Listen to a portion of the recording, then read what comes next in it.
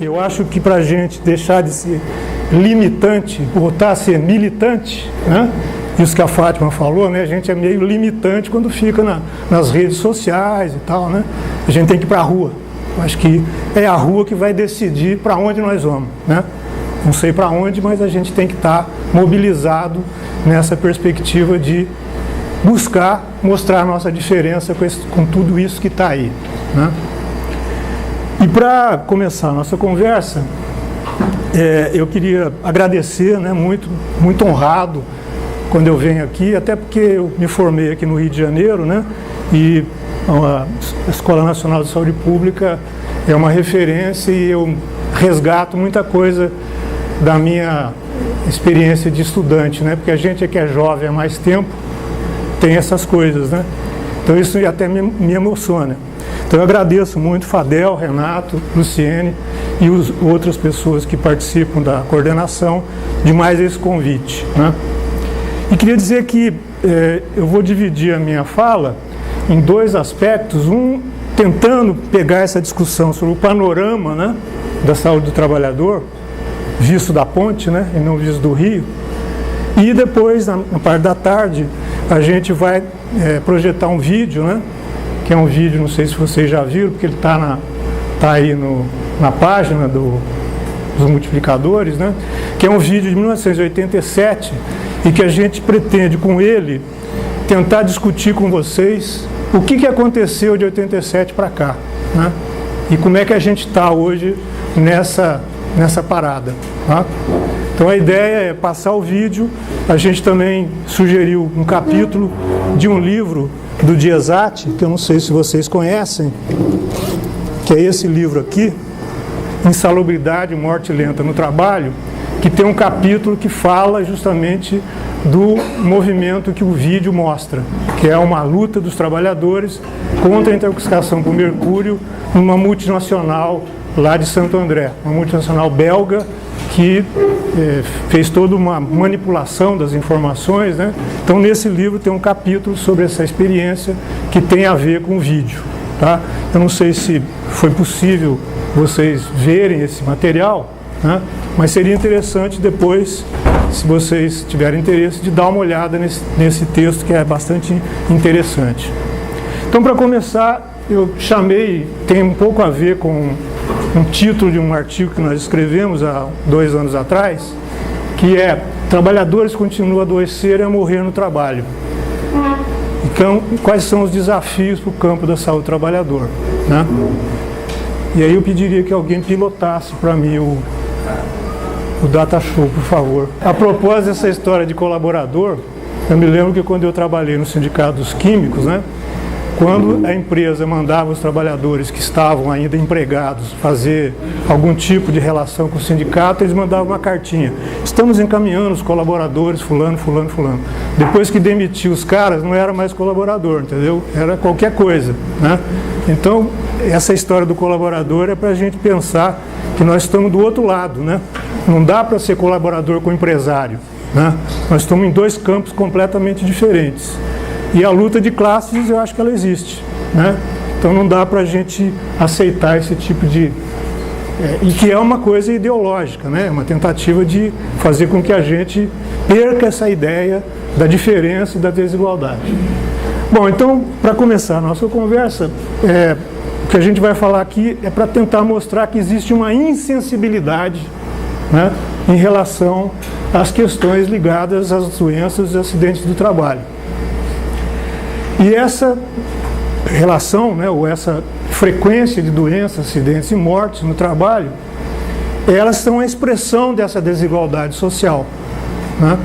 Por quê? Porque alguém já disse que não há democracia numa sociedade em que alguns têm os meios de produção e outros vendem a sua força de trabalho.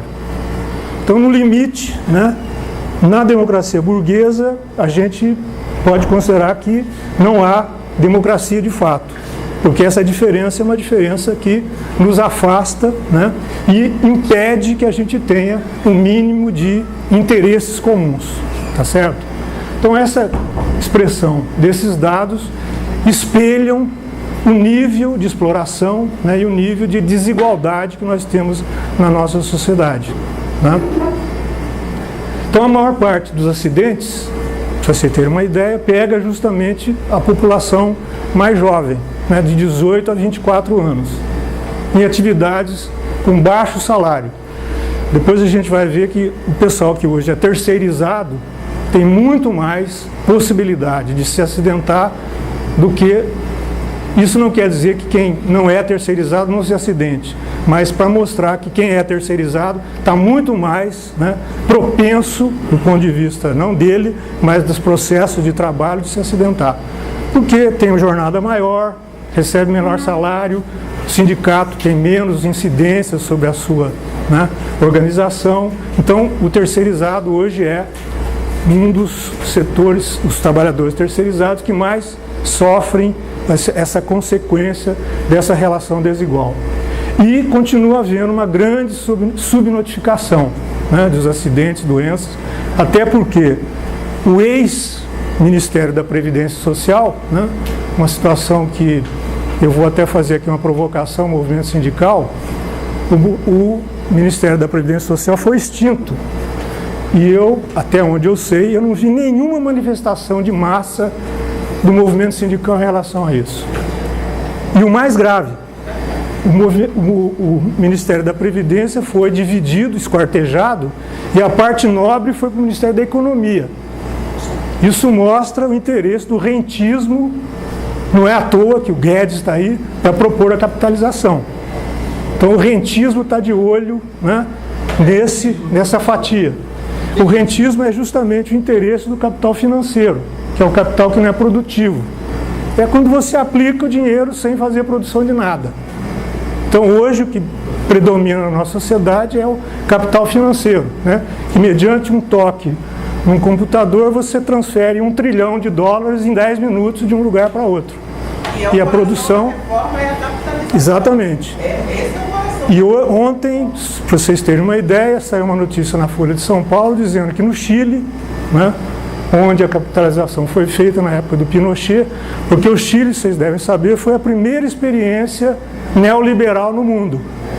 Na ditadura do Pinochet, foi o laboratório dos neoliberais para ver se a coisa funcionava. Né? Hein? Sim.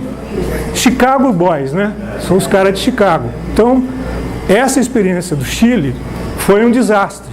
E a capitalização hoje está mostrando o seu resultado. A Bachelet tentou mexer nisso, né? Pelo menos garantir um salário mínimo.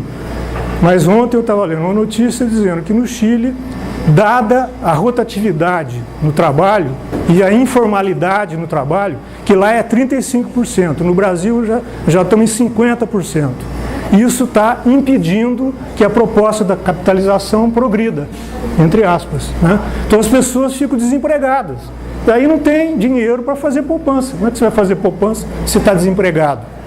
E a situação brasileira é pior, porque 50% da nossa força de trabalho está na informalidade. Então vejam por onde vai caminhar essa proposta, né? Então a questão da subnotificação também tem a ver com essa questão, porque a Previdência Social só registra os acidentes e dados de quem tem carteira assinada. E se nós temos 50% de pessoas sem carteira assinada, esses dados no mínimo são 50% subnotificados.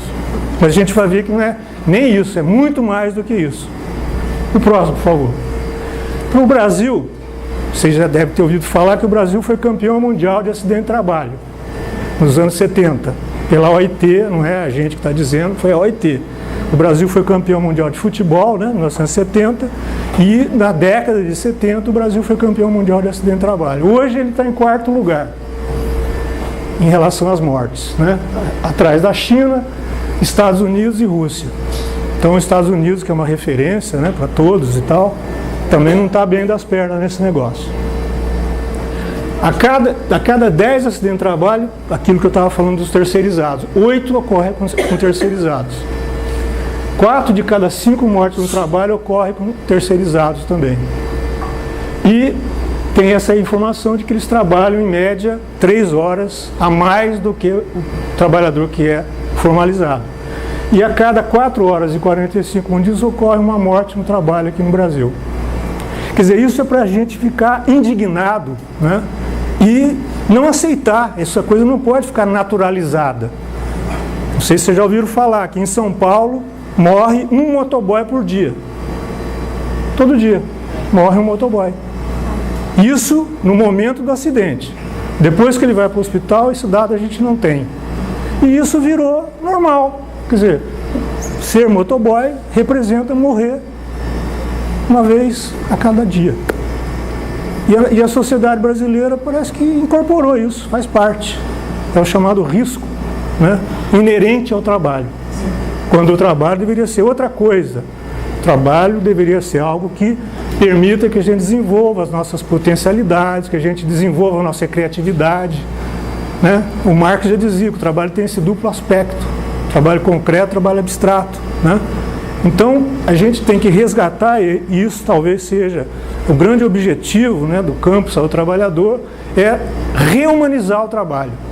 E para isso a gente tem que fazer uma luta política, né? Não dá para ficar achando que fazendo mediações e relações de compadrio a gente vai superar essa situação. Estamos numa situação muito difícil hoje. A Lúcia falou aqui, né? Quer dizer, nós estamos num momento muito complicado da vida brasileira. Mas se a gente não for para a rua e não nos organizarmos, realmente a gente vai ser atropelado por essa situação que está colocada aí. E a questão da saúde dos trabalhadores vai sofrer e sofre muito com isso. Esse texto que a gente colocou no blog, né, que é tudo junto e misturado, vocês vão ver que as primeiras medidas desse governo, não que a gente ache que as NR seja uma coisa sensacional, mas são algo que baliza muita coisa, que regula muita coisa. E a primeira coisa que esse governo vai fazer, e já está fazendo, é mexer nas NRs. E a primeira delas é a NR de controle de máquinas, que foi justamente uma NR que surgiu da luta do movimento sindical. Então, os caras têm uma postura ideológica realmente cirúrgica, né? Eles vão mexer na primeira NR que foi fruto do movimento social, para mostrar, olha, isso que vocês criaram, nós vamos jogar no lixo, não é? E depois as outras todas vão ser também atingidas. Então, a gente fala que esse tudo junto e misturado é que os caras estão tomando conta de tudo que a gente criou e tentando desqualificar e destruir. Um paradoxo que é para a gente pensar um pouco, né, que antes do INPS, que foi criado em 1966, a gente não tinha os dados globais de acidente de trabalho, mesmo esses dados que são subnotificados, dada a sua Constituição, né? E foi com a criação autoritária do INPS na ditadura militar que a gente teve os primeiros dados consolidados de acidente de trabalho no Brasil. Então, a primeira vez que os acidentes foram notificados ou foram registrados de maneira mais global foi em 1968, que surgiram as primeiras estatísticas, né? Então, é para a gente ver que isso é uma coisa paradoxal. Foi justamente na ditadura civil-militar, né, que a gente conseguiu começar a ter informação sobre esses dados. Antes, os dados estavam muito fragmentados, né, e eles ficavam em cada um dos institutos. O IAPI, IAPB, né, IAPTEC. Então, não tinha essa informação globalizada. Então, em 68 foi a primeira. IAPTEC, professor? IAPB é Instituto de Aposentadoria dos Bancários, que era, inclusive, um instituto que tinha um sistema de saúde muito bom. Tinha hospitais, né, que também tinha essa diferença. Cada instituto tinha condições de montar a estrutura de saúde diferenciada. IAPI dos industriários, né? IAPTEC dos técnicos, funcionários públicos, e vai por aí. Aqui é para registrar que o Brasil, né, foi considerado pela OIT em 75 campeão mundial, e nos anos 70 houve uma febre legislativa no sentido de descaracterizar as estatísticas de acidente de trabalho e doenças do Brasil. E para vocês entenderem essa proposta da criação do SESMITs, né, Serviço de Especialidade de Segurança e Medicina do Trabalho, o Brasil já existia de uma forma não ainda regulada, legislada, uma postura das empresas, especialmente as multinacionais, a Petrobras e outras empresas estatais, já tinham um serviço de medicina do trabalho. Só que não era regulamentado isso. E aí isso criava uma situação de mercado complicada, porque a Volkswagen, por exemplo, poderia ter 40 médicos e a Ford 30, só que era a mesma do setor automobilístico. Então o Estado vem, por pressão das empresas, evidentemente, e tenta regulamentar isso, né? E de fato houve duas portarias, em 72 e 75, que uma delas regulamentou a organização do sistema do serviço de medicina do trabalho em 3 graus de risco. Então, se vocês forem ler a primeira portaria de 72, as indústrias estavam separadas em 3 graus de risco. Indústria e serviços, né? Bancos no grau de risco 1 e tal, e a indústria automobilística no grau de risco 3. E nessa portaria, a exigência de contratação de pessoal era maior, que era o maior grau de risco. Por pressão dos empresários desse setor, a portaria, que foi finalmente regulamentada em 75, desdobrou o grau de risco 3 em 3 e 4. E as indústrias automobilísticas ficaram no grau de risco 3 e o 4 é a que exigia mais. Então, para vocês verem como é que a legislação também é influenciada pelos interesses de classe. Então, isso é nítido, como que essa regulamentação, que já existia informalmente por iniciativa das empresas, porque, não sei se vocês sabem, mas o Henry Ford disse uma vez que o setor mais lucrativo da empresa dele era o setor médico. Isso está escrito num livro que ele escreveu, em 54. Então, o Serviço de Medicina do Trabalho tem um papel muito importante na regulação da força de trabalho, né? Que o vídeo... Eu estou fazendo propaganda para o pessoal ficar à tarde, né? O vídeo vai mostrar isso aí, entendeu? Obrigado. Próximo. Bom, aqui é para mostrar para vocês que os acidentes de trabalho mortais estavam diminuindo e agora começaram a aumentar de novo. E veja, isso aí é população com carteira assinada, né? Então, as condições de trabalho, porque a letalidade por acidente de trabalho é indicador de que as condições de trabalho estão boas ou ruins, né? E o aumento, claro que a gente precisa ver a tendência, né? Mas houve já um aumento dessa curva, mostrando que a crise que a gente está vivendo, né, tanto política como moral, como econômica, está já indicando que essa questão dos acidentes fatais tem uma tendência de aumentar. E é interessante que a gente vê que o registro, né, de acidentes está sendo hoje, o maior número de registros é na área hospitalar. Deve ter muito mais setores que se acidentam, porque provavelmente aí tem a questão da chamada, aquelas comissões de infecção hospitalar e tal, que, exatamente. Então isso distorce, deve dizer para você, pô, mas então o Brasil... Trabalhar em um hospital é a pior coisa do mundo. Não, é porque é aí que registra. É para pegar o antirretroviral. Exatamente. Fazer os exames. Exatamente. Então isso é uma coisa que é enganosa, né? Essa estatística aqui. Isso aqui é muito mais difícil de enganar, né? Se bem que tem gente que esconde cadáver, a gente sabe, né? Isso que você falou da menina lá que morreu, poderia ser um acidente ligado a alguma coisa do trabalho, né? Foi um acidente ligado. Pois é. Então, mesmo assim, a gente está observando que existe aí uma tendência de aumento da mortalidade por acidente e que a gente precisa acompanhar e ver para onde vai caminhar isso aí, né? Você vê, construção de edifícios está aqui, quer dizer, construção de edifícios tem acidente para dedéu, né? Acidente de queda, eletrocução, soterramento, né? Está aqui, 104 mil, né? Então, esses dados aqui são dados extremamente falsos, né? Ou que dão uma noção errada da realidade. Só para retomar, né? O DIESAT, vocês já ouviram falar do DIESAT, né? O Departamento Intersindical de Saúde e Pesquisa dos Ambientes de Trabalho. Foi criado em 1980, a semelhança do DIESE, que é mais conhecido, né? Que é justamente a primeira ideia da criação do DIESAT, que ele seria o DIESE da saúde, né? Isso nos anos 70, lá no final dos anos 70. Então o DIESAT publicou esse livro, de que adoecem e morrem os trabalhadores, que denunciava já essa alta taxa de morte por acidente de trabalho, né? E isso praticamente não mudou, né? A letalidade, que é uma taxa que a gente pode calcular número de mortes por acidentes registrados por 10 mil, por exemplo, né? Essa taxa vem se mantendo. Nos anos 90 ela foi maior, né? Mas depois ela começou a se manter entre 2011 e 2014, 39 e agora em 2015 a 18, 33. Então isso dá uma ideia para a gente de que a letalidade é algo que expressa uma situação de trabalho que tem se modificado pouco nos últimos anos. Aqui, os custos sociais dos acidentes de trabalho. Em 2010, 2.500 mortes, 15 mil incapacidades, com o custo de 11 bilhões para a Previdência Social, em termos de benefício, pensão, né?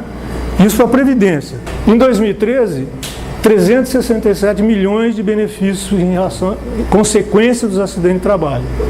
Em 2013, isso aqui envolveu assistência e benefício, 32 bilhões de reais. Então, para a gente ver que muito do que está sendo discutido aí da reforma da Previdência passa por cima desses dados, né? Quer dizer, a gente tem que pensar na prevenção, para diminuir custo, né? Aumentar o número de pessoas que têm carteira assinada, que isso que sustenta a Previdência do ponto de vista da repartição. Agora, teve uma discussão em São Paulo, um ano ou dois atrás, um fórum que é organizado lá pelo pessoal do Largo São Francisco, de Direito, pessoal da Fundacentro e tal, em que uma palestra do Beluso, né, interessante, o Beluso coloca o seguinte: olha, em função das mudanças que está havendo no mundo do trabalho, muito provavelmente essa questão de você ter um trabalho fixo vai ser muito difícil, né? As pessoas vão circular muito e os vínculos vão ser vínculos frouxos. Então, isso ele pensando numa perspectiva, né? Mesmo a proposta de repartição simples é algo que vai ficar cada vez mais difícil. Então, o que o Estado tem que pensar? O Estado tem que pensar em garantir uma previdência a partir da redistribuição dos impostos. Então, ele coloca que isso seria a sacada dos final dos anos 2000. E a gente tem que pensar nisso, né? Porque realmente o mundo do trabalho hoje é muito fluido, né? As pessoas estão aqui, estão ali, as novas gerações, inclusive, acabam tendo isso como perspectiva, né? Não posso ficar num lugar só, tem que... E isso pode virar uma realidade que vai dificultar muito aquela história do cara que entrou no trabalho e aposentou naquele trabalho, coisa que era muito comum até o começo desse século, né? E vai nessa direção também o professor Boaventura. Então, e ele coloca isso, que o papel do Estado não é capitalizar, né? O papel do Estado é redistribuir os impostos, e aí você tem que taxar as riquezas, tem que taxar, né, as fortunas, coisa que ninguém está dizendo, para poder garantir uma previdência nessa nova situação de trabalho que vai se apresentar daqui a algum tempo, né? E os custos totais em 2017 de assistência médica, né, benefício e tal, foi de 264 bilhões. Tá certo? Então, se a gente estivesse investindo em prevenção, isso aqui seria um dado muito diferente. Então, não se investe em prevenção, o custo é esse padrão, né? Quer dizer, cobriria aí parte da nossa dívida, inclusive, e essa questão é simplesmente ignorada.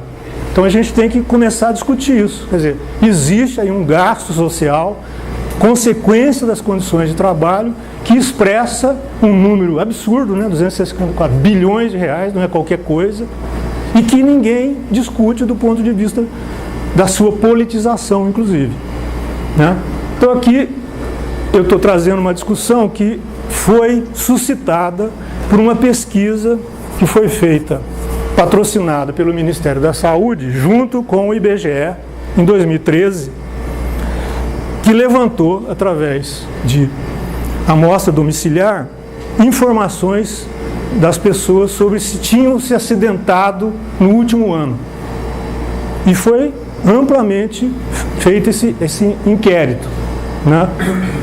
E aí, claro que isso pode ter um certo desvio, mas isso expressa uma ordem de grandeza totalmente diferente do que a Previdência na época publicava.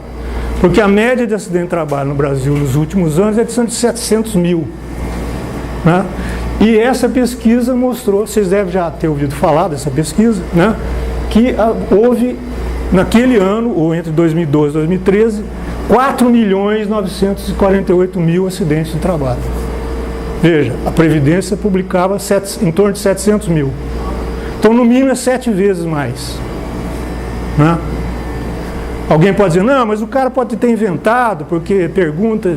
Mas alguma coisa mostra pra gente que os dados da Previdência é para jogar no lixo. Né? E aí, o SUS tem esse papel também, através do SINAM e de outras instâncias de notificação. E é fundamental que a gente coloque em discussão esse papel do SUS, né? Por quê? A CAT é um instrumento que é registrado após o evento e é um objetivo muito mais atuarial do que de prevenção, de controle.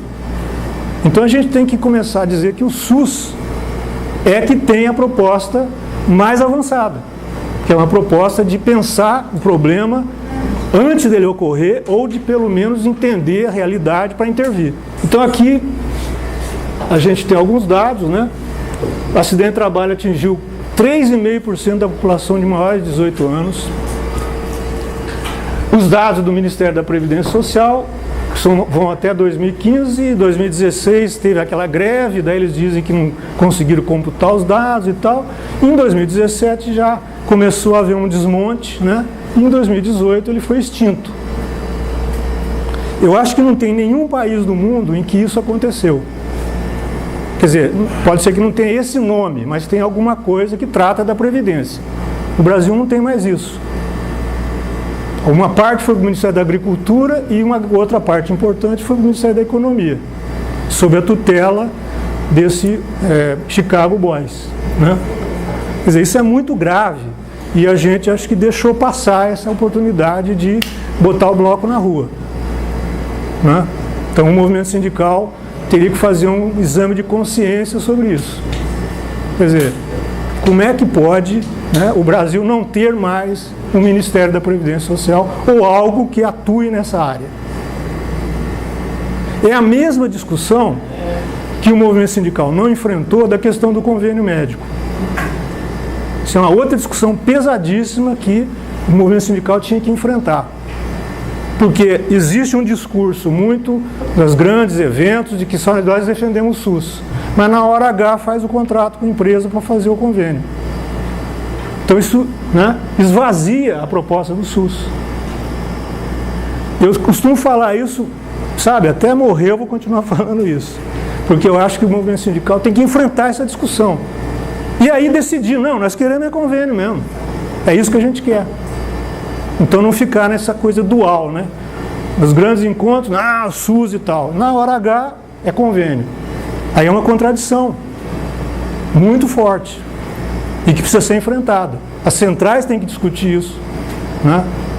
Não dá para virar as costas para esse problema, tá certo? E esse dado aqui, né? De que a perda de 4% do PIB em função de que nós não fazemos prevenção. Então é um sorvedouro de dinheiro brutal, né, que está relacionado com a questão do trabalho, certo? E aqui uma outra situação que está colocada nesse texto aí do tudo junto e misturado é que contra a reforma trabalhista, os acidentes de trajeto não vão ser mais computados. Por quê? Pela reforma trabalhista, né, trajeto casa-trabalho, trabalho-casa não é mais horário de trabalho. Então vejam, é uma grande sacanagem que passou meio batido e que agora os caras estão colocando, olha, então acidente de trajeto não vai ser registrado mais porque não é horário de trabalho, o trabalhador que se vire. Né? Se a empresa dá a condução, mas não é registrado mais. Então, mesmo esses dados aqui, nós não vamos ter mais. Então, a perspectiva é de que os acidentes de trajeto deixem de ser registrados. E eles estavam aumentando brutalmente. Então, o que vai fazer? Vai varrer para a base do tapete e não vai ter mais esse problema porque não é mais acidente de trabalho. Vai ser só trânsito. E aí o trabalhador que se vire, né? Então esse é um alerta, né? Nessa pesquisa do IBGE com o Ministério da Saúde, cerca de 30% em 2013 era de acidente de trajeto. 30%, então não é pouca coisa. O que mais aumentou? Exatamente. Não, e se você for pensar, né, qual é a alternativa que o capital coloca para o mercado de trabalho? É trabalho em call center e motoboy. Essa é a alternativa. Uber? Agora com Uber, então, vale tudo, né? Essa é a alternativa de trabalho que o capitalismo propõe. O setor bancário foi sendo substituído, né, hoje pelo call center, e a situação de transporte e tal, o motoboy está cobrindo. Eu não sei se vocês sabem, qual é o setor da economia que mais emprega motoboy? Vocês sabem? Qual que é? Hein? É o setor bancário. Tanto que houve em São Paulo uma discussão, eu acho que eu já falei isso aqui, não sei se quem estava da outra vez vai achar isso, o cara está repetindo, mas é bom também repetir. Quando teve o governo da Marta Suplicy em São Paulo, em função das mortes, né, que estavam acontecendo, dia dos motoboys, ela criou um grupo de trabalho para tentar uma solução, né? E a solução que foi aventada foi criar uma faixa para o motoboy. Quer dizer, isso não vai resolver porcaria nenhuma, tanto aplicou e não resolveu, né? Mas aí, um cara que estava lá, tal, que foi do Diezat, né? Macaco velho e tal, falou assim, olha, se essa moda pega, como é que é isso? E é espaço público. Nós estamos privatizando o espaço público. Ninguém pensou nisso, né? Quer dizer, uma faixa para os bancos lucrarem mais. Era isso que estava sendo proposto. E com o apoio do sindicato, que talvez não tivesse atento para essa discussão, né? Que o buraco é mais embaixo, como dizia o velho Marx. Quer dizer, a aparência estava ótima essa proposta, agora na essência a discussão era distorcida. Nossa, é usar os... Hein? Para quem? Pois é. Porque a solução não era inclusiva, era exclusiva. Não, e a solução, na verdade, no limite, eu acho que a solução é não haver trabalho de motoboy. Isso não é trabalho. Isso não é trabalho. Você vai dizer isso aí, os caras vão, esse cara é maluco, né? Mas eu acho que a gente tem que lutar para que isso não seja trabalho. Como é na Europa. Na Europa você não vê os caras, igual tem aqui em São Paulo, Rio, você vê o cara de moto fazendo turismo, né? Agora o Brasil foi degradado de tal ordem que hoje o motoboy é um emprego que, já da crise que a gente está vivendo, eu acho legal. E os caras acham que eles são autônomos, isso que é mais interessante, né? É PJ. Que é autônomo coisa nenhuma, o cara é pautado o tempo todo pela empresa, já entregou, o prazo, não sei o quê. Isso não tem autonomia nenhuma, né?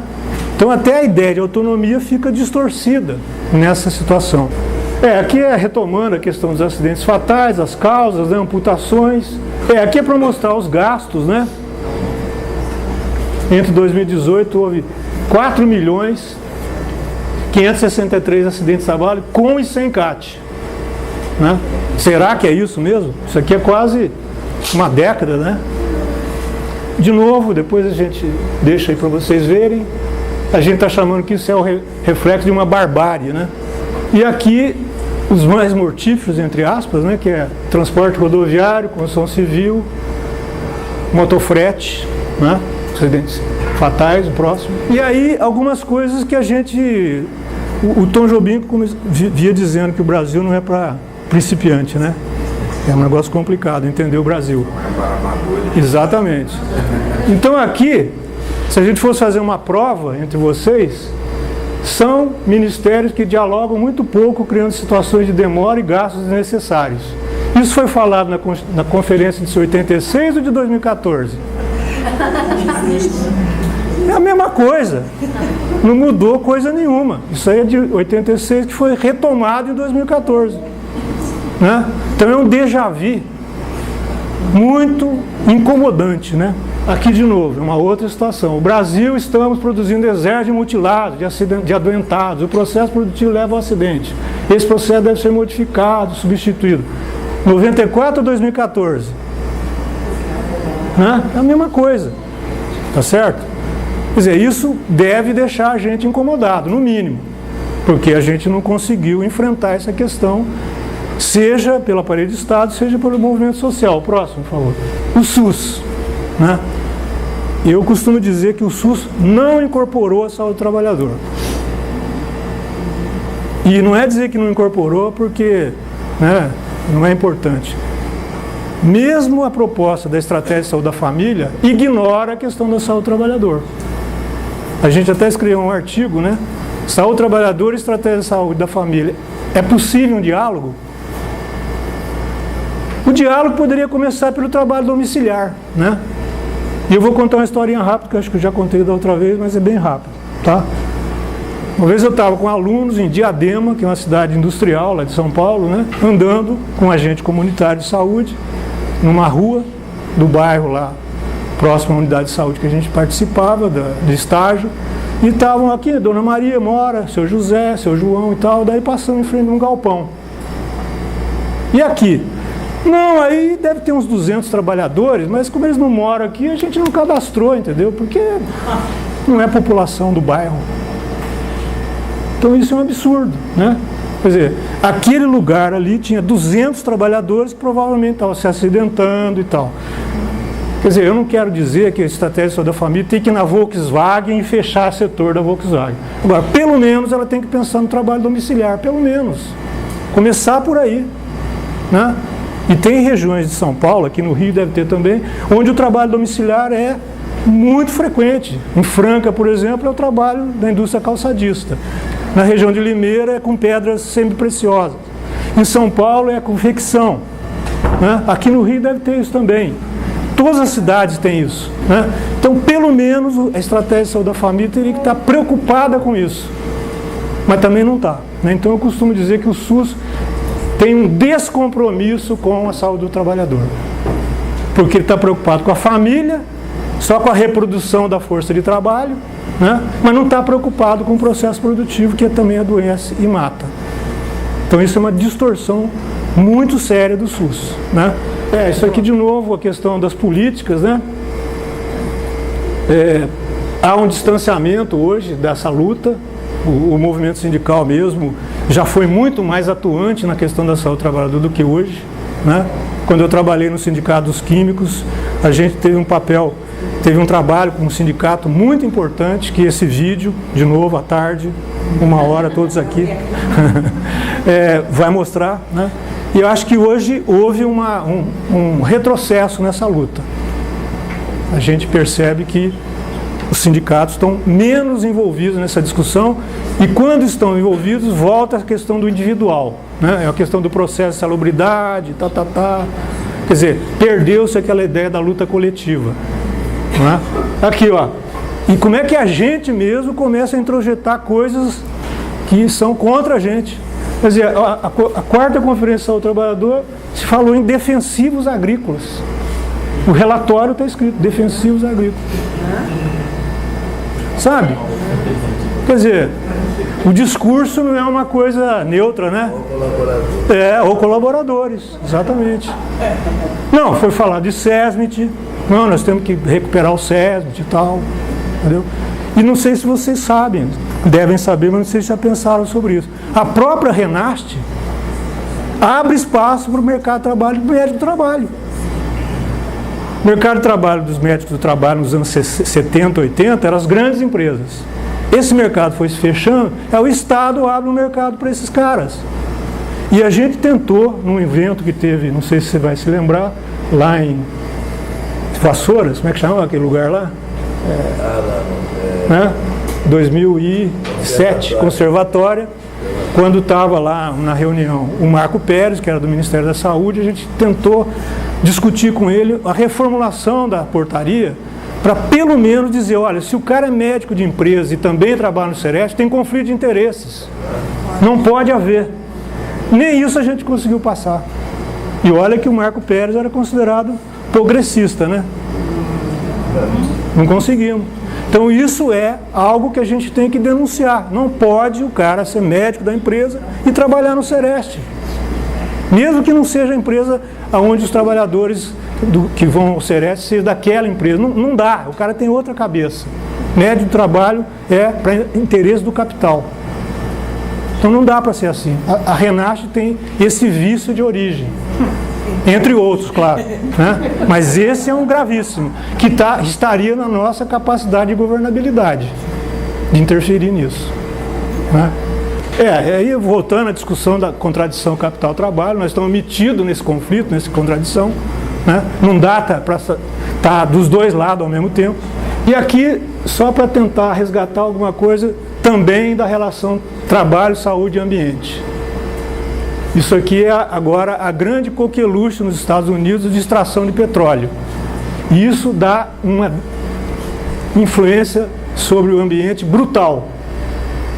Porque se usa água a fortíssima pressão nas rochas de betume, né? Então eles conseguem extrair petróleo desse processo que usa água pra cacete, interfere no ambiente, degrada tudo, né? Então essa é a grande saída que se está conseguindo desenvolver nos Estados Unidos e que o Brasil provavelmente vai copiar. Então aí, algumas questões para a gente pensar, né? Quer dizer, claro, o movimento sindical é o grande ator ainda, é importante que ele se organize em torno das questões do trabalho, mas a gente tem que pensar em novos interlocutores, né? Essa questão de Brumadinho e de Mariana. O movimento de atingido por barragem teve um papel fundamental nessa discussão. MST, claro, né, tem que estar sendo chamado para a gente estar conversando, trabalhando junto. O próprio Greenpeace, né, que tem uma visão às vezes romântica, a questão da baleia, né, da borboleta e tal, mas olha, o processo produtivo está por trás dessa questão da degradação ambiental. Então a gente precisa tentar fazer aproximações, né, com movimentos que talvez atuem nessa área que a gente nem conhece, nem sabe que estratégia usa, né? Acho que a gente precisava ter esse discernimento de se aproximar de determinados atores sociais que, em geral, não estão muito engajados ou a gente até nem conhece. Uma outra questão, o controle social em saúde do trabalhador tem sido efetivo? Né? Quer dizer, claro, a questão do controle social, da participação, é uma coisa complexa, né? As pessoas precisam estar preparadas para isso. Tanto que tem um livro muito interessante de um autor chamado Celso Frederico, de 1994, que ele estava preocupado com a questão do socialismo, na verdade, né? Então ele dizia que o SUS criou um monstrengo, que é o controle social. E ele previa que o controle social ia se fragmentar de tal forma que ia ter o setor dos ostomizados, o setor dos surdos, o setor dos diabéticos, e cada um ia defender o seu quinhão.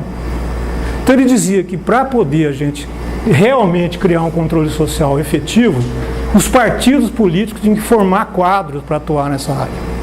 E os sindicatos também, né? Então, não é uma coisa simples você ser conselheiro para discutir o orçamento do município. Você tem que ter assessoria, você tem que ter conhecimento de causa, senão você é engabelado. E na questão do saúde do trabalhador, a mesma coisa. Então, ele dizia que era fundamental que, para que o controle social, a participação da sociedade fosse efetivo, tinha que haver o envolvimento dos sindicatos, dos partidos políticos, para formar quadros para essa atuação. Não dá para ser uma coisa, né, voluntária, instintiva, e vamos que vamos, não é assim. Porque daí você banaliza, e aí o controle fica uma coisa, não funciona. Claro, se a gente não se preparar, não vai funcionar mesmo, né? Bom, eu combinei aqui com o Fadel de falar mais alguns minutinhos, porque tem algumas coisas para a gente pensar, e depois ver se a gente faz uma conversa, né? Para ver se o que a gente falou aqui mobilizou vocês, ou esse cara está falando coisa que não tem nada a ver, né? Então a ideia é pegar algumas coisas justamente para a gente poder polemizar. Quer dizer, quem são esses possíveis outros interlocutores que podem, né, se aliar à luta da saúde dos trabalhadores e tentar avançar em termos de composição, né, de grupo político para pressionar em relação a essas questões. E essa ideia aqui surgiu em função de algumas coisas que a gente já teve experiência. Na época do DIESAT, a gente procurou se aproximar do Greenpeace na época, né? Mas foi difícil. As pessoas têm uma outra visão, mas eu acho que a gente não deve desistir. Recentemente, a questão das barragens, né, surgiu aí o movimento de Atingido por Barragem, que é um movimento que tem uma potência importante em várias regiões do Brasil. O próprio MST, que é outra, né, importante organização social que precisaria também estar sendo mobilizado para a gente tentar ampliar essa relação, esse arco de relações. Bom, eu peguei isso aqui em função de ter visto a página, né, onde vocês colocam essa resolução.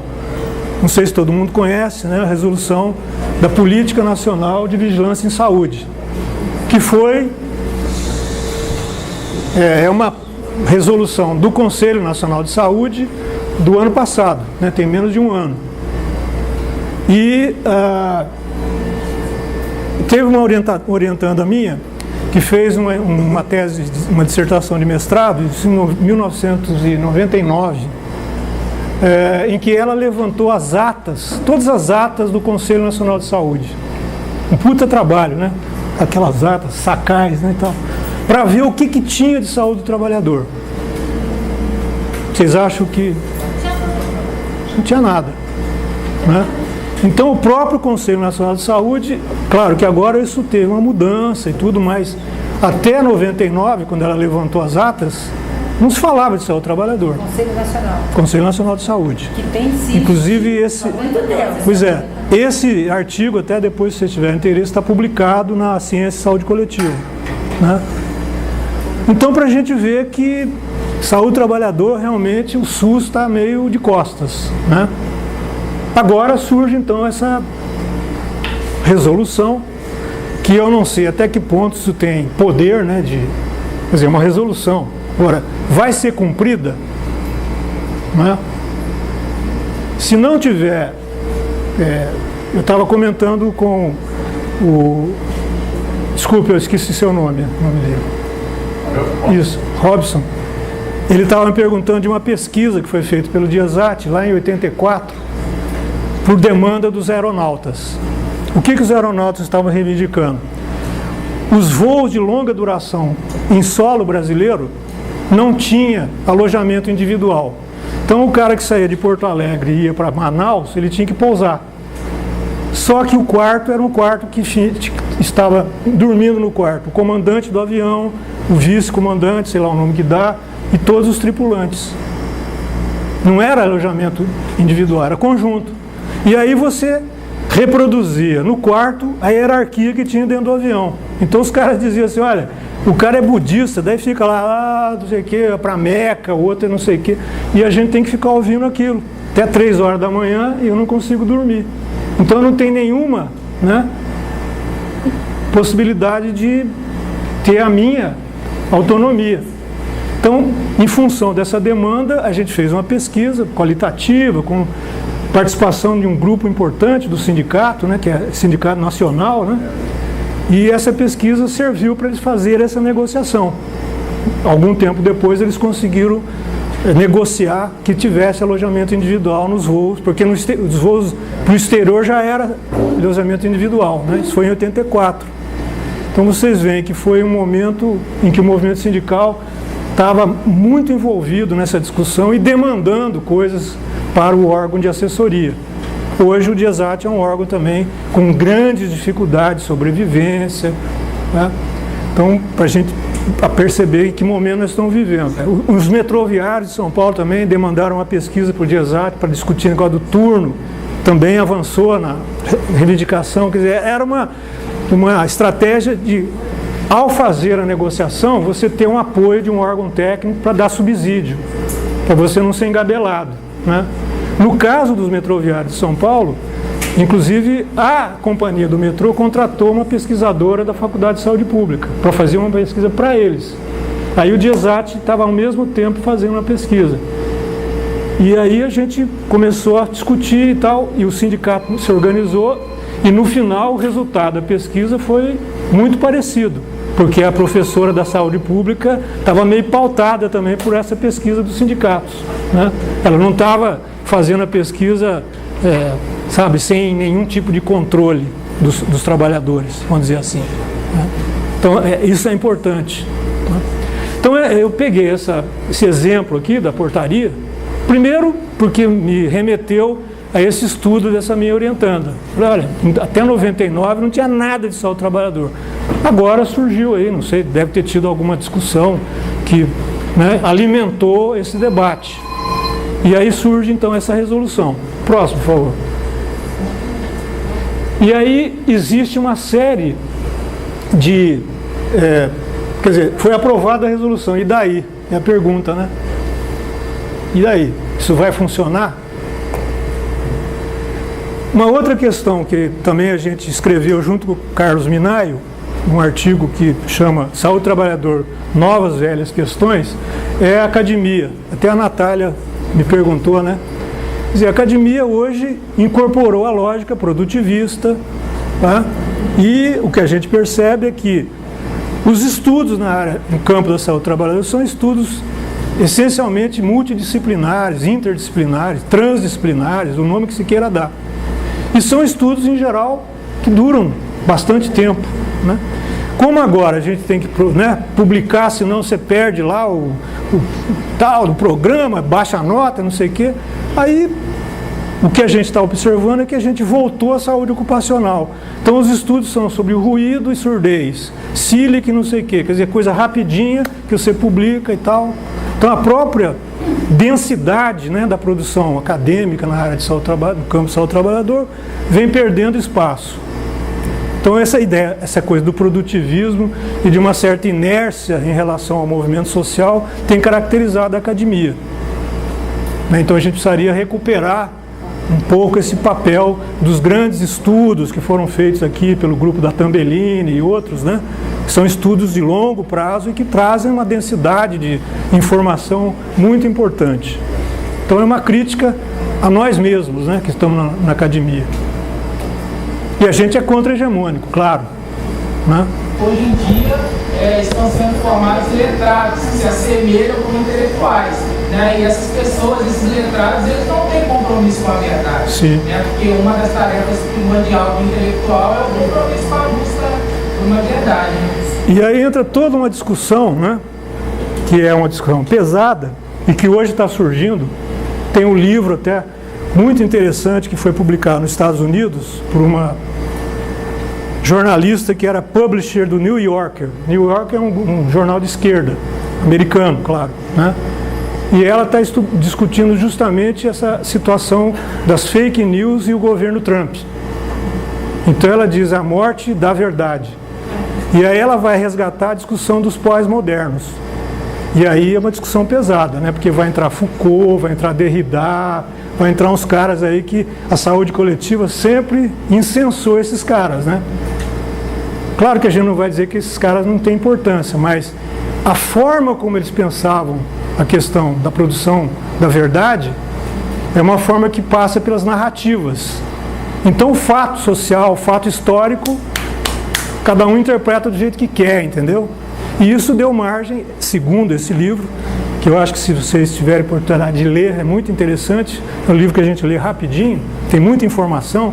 Ela diz que essa forma de ver a realidade dos pós-modernos desembocou no Trump, desembocou, entendeu? Em tudo que está aí. Mas o nome do livro é A Morte da Verdade. Uma coisa assim, tá? Então aqui, olha, esse artigo que a gente escreveu aí, esse textinho, né, tudo junto e misturado, é uma razia nos direitos sociais. Quer dizer, os caras estão arrasando com todas as conquistas que a gente teve até agora, né? Então, extinção do Ministério do Trabalho e Ministério da Previdência. Quer dizer, Ministério do Trabalho, a gente até tinha críticas e tudo, né? Mas era algo para ser conquistado. Hoje nem isso existe porque ele foi extinto, né? A revisão das NRs, e aí aquele exemplo que eu falei para vocês. Vamos começar pela NR, que talvez tivesse a maior expressão de participação dos trabalhadores, que foi a discussão em São Paulo de uma negociação dos sindicatos químicos com as máquinas extrusoras. E a que mais se tem discutido, né? Porque até hoje ela está emperrada. Pois é. Então não vai desemperrar porque ela vai deixar de existir. Vão atacar logo aí. E outras que vão ser modificadas a partir de agora de junho. Os acidentes de trajeto, que eu já tinha falado para vocês, né, que pela contra-reforma trabalhista ele vai deixar de ser acidente de trabalho. E o SUS, aquilo que eu tinha comentado com vocês. Primeiro, essa perspectiva de privatização do SUS. Né, nós estamos numa encruzilhada.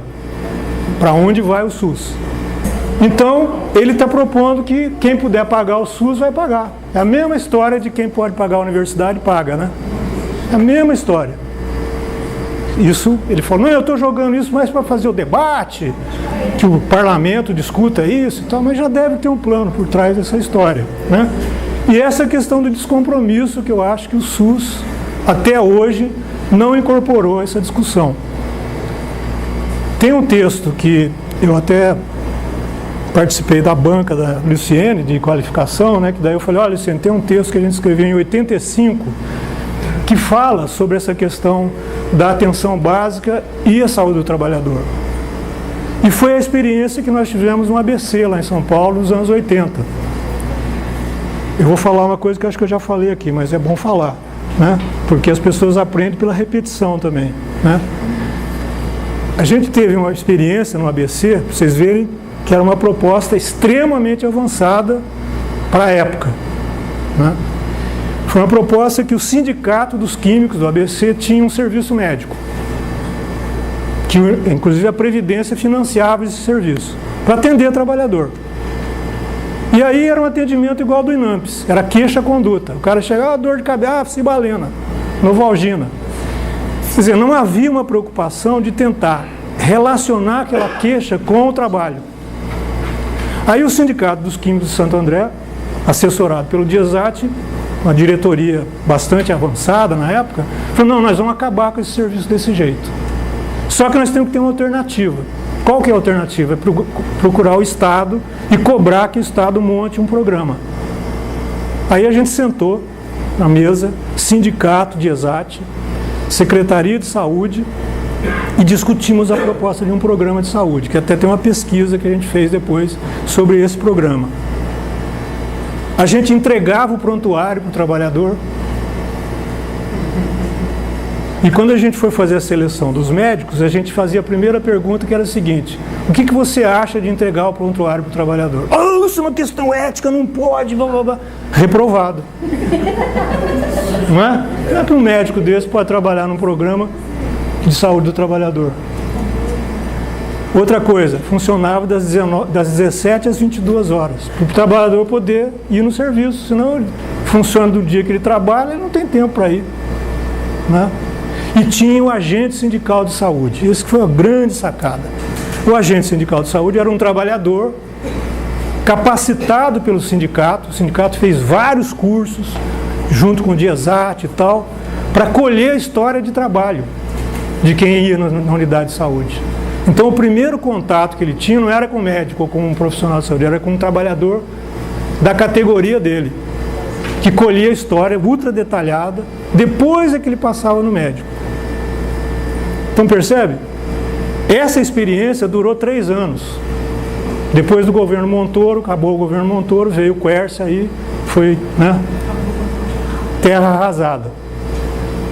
Mas é importante a gente dar um dado. Todos os agentes sindicais de saúde foram demitidos. Todos. Porque eles eram uma liderança dentro da fábrica. Eles passaram a ser pessoas de referência. E aquilo incomodava o empresariado, evidentemente. Era uma pedra no sapato, né? Então, no momento que eles tiveram a possibilidade de demitir, os caras demitiram e fizeram uma lista negra.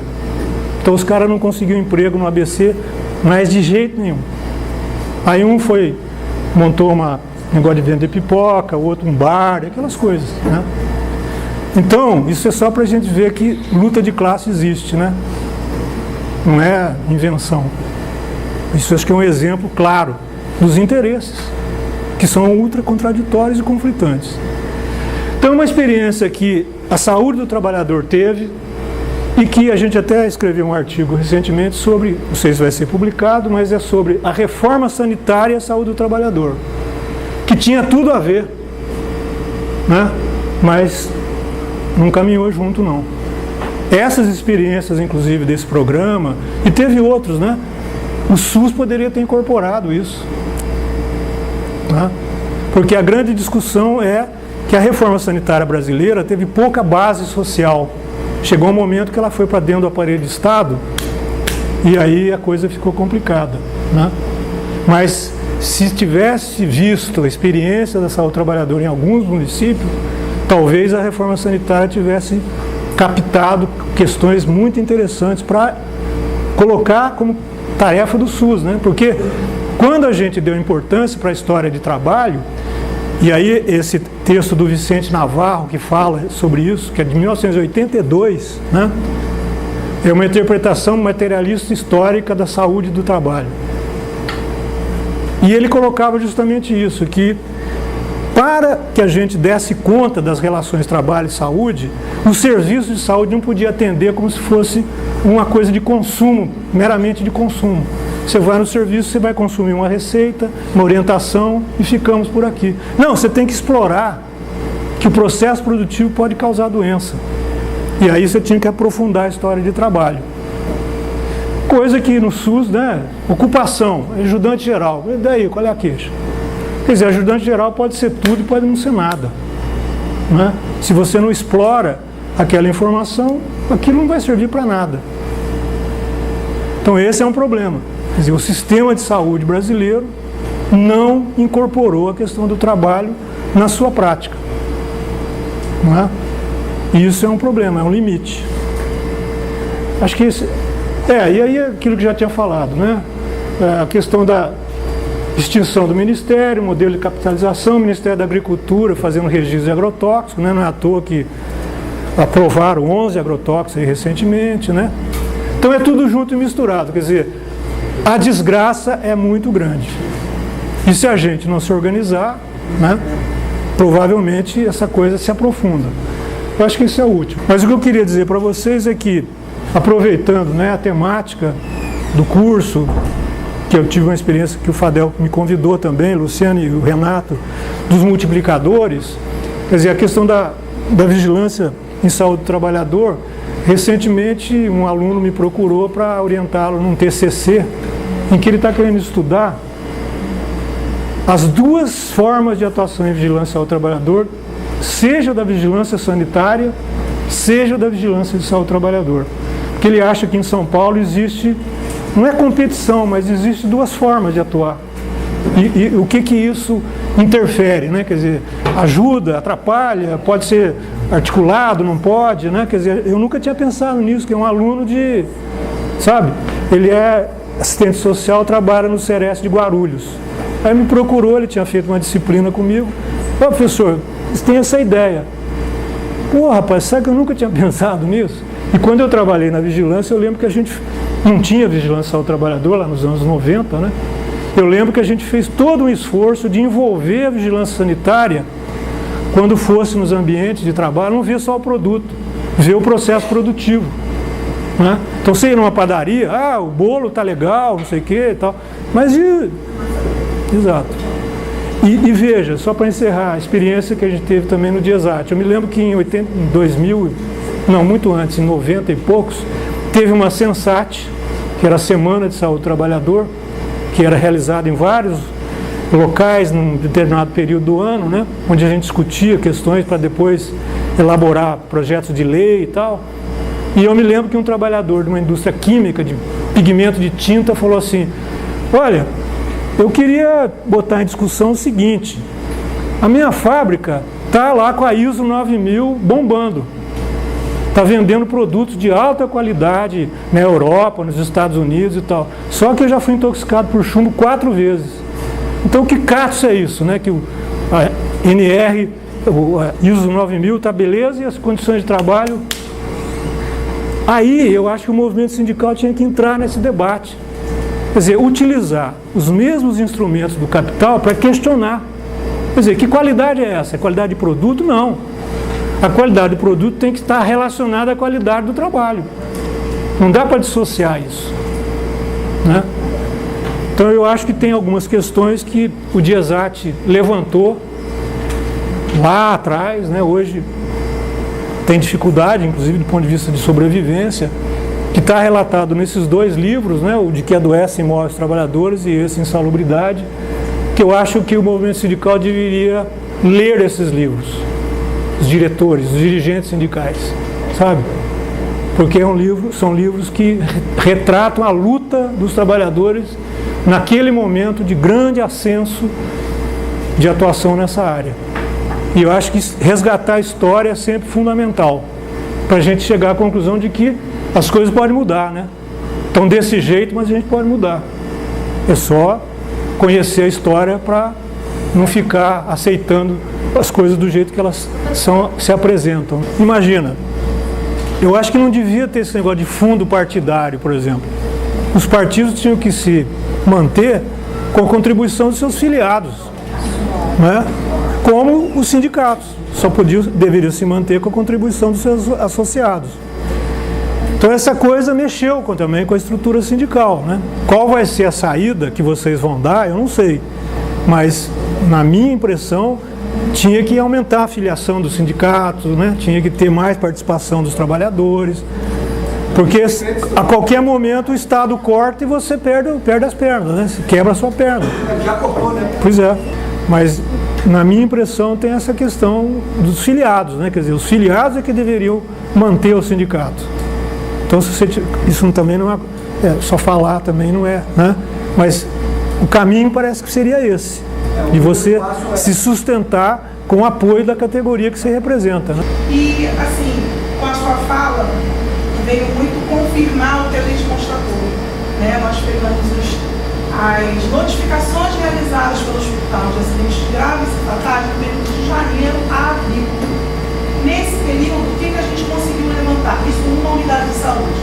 Vem demonstrar isso tudo que você falou, né? O aumento da informalidade, a questão dessa fragilidade desses profissionais, e eu estou falando de profissionais, esses motoboys, esses mototáxis, que tiveram amputações, que tiveram, né, escoriações graves e que não tem nenhum amparo, nenhum respaldo para sobreviver ao período em que eles não vão trabalhar. Né? Isso é muito grave, isso, quando a gente amplia a lupa, né, é uma coisa assustadora. A gente está trabalhando... E isso onera o sistema de saúde, né? Exatamente. Porque eles não têm vínculo nenhum. Nenhum. E aí o que fazer com essa realidade, né? E a gente está pensando em estratégias de trabalho de promoção, o que a gente pode fazer com essa realidade? Essa informação que você coleta, tem sites sobre isso, talvez uma denúncia de quanto que está sendo gasto com as sequelas dos acidentes, 240 bilhões de reais, né? Não é uma coisinha. Isso aí talvez até cobrisse o buraco que eles estão querendo, né, usar com a Previdência, sabe? Então, esse tipo de denúncia acho que deve sensibilizar as pessoas, né? Imagino eu. Talvez o sindicato precisasse... Uma crítica que uma vez eu vi o Márcio Postman fazer, no debate que a gente fez, é de que ele achava que os sindicatos utilizavam mal a sua própria imprensa. Entendeu? Que os sindicatos deveriam ter jornais mais, para chegar mais na população, sabe? E o Ricardo Antunes tem uma frase muito interessante, falou assim, olha, o papel do sindicato nos dias que correm não é mais voltar para a sua categoria. O sindicato tem que abrir para a sociedade. Quer dizer, essa questão da imprensa sindical, eu me lembro que nos anos 70, 80, quando eu trabalhei lá no Sindicato dos Químicos, eu me lembro que tinha uma coluna, não era nem dos químicos, era o Sindicato dos Metalúrgicos de São Bernardo, que tinha o João Ferrador. E o João Ferrador, não sei se vocês lembram. Hein? Tinha. E aí tinha uma coluna, João Ferrador. O dia que o João Ferrador falasse de algum líder de empresa, o cara estava lascado, entendeu? Porque o nego ia jogar na lata do lixo. Quer dizer, esse tipo de coisa tem que existir, sabe? Para as pessoas poderem perceber que o sindicato está abrindo para questões que muitas vezes não são discutidas, né? Nós estamos vendo a olhos vistos que o clima está mudando, né? Que a Terra está sofrendo uma série de situações em que a influência do processo produtivo, da exploração, né, da natureza de maneira desregrada, e os caras acham que isso aí é invenção, entendeu? Então, de fato, nós estamos num momento em que a ciência está sendo colocada de lado, né? E o que vale é o que a sua narrativa, cada um tem a sua, e vamos nessa. Bom, eu queria agradecer, permite, né, a atenção de vocês, lembrar que à tarde vai ter um brinde, entendeu? Quem ficar...